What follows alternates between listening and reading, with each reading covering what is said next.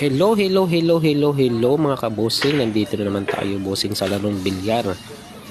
Alam nyo, ang bilyar, mahiwaga talaga. Hindi mo alam kung kailan ka sasablay.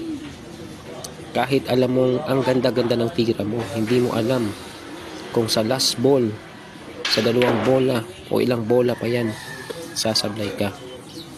Pero tandaan nyo ito mga bossing, sa larong bilyar, marami nang magagaling ngayon.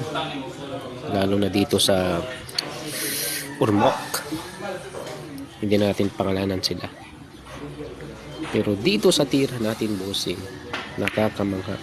Inubos natin mula 6, 7, 8, 9. Pero sa tira de Gis, ang nangyari,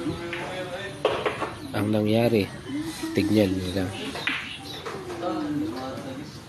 Tignan nyo dito mga bossing kung saan dadaan yung bola. Kung mape-perfect ba natin ito o may mangyayaring hindi natin ini-expect. Tignan nyo. Sapot. Point.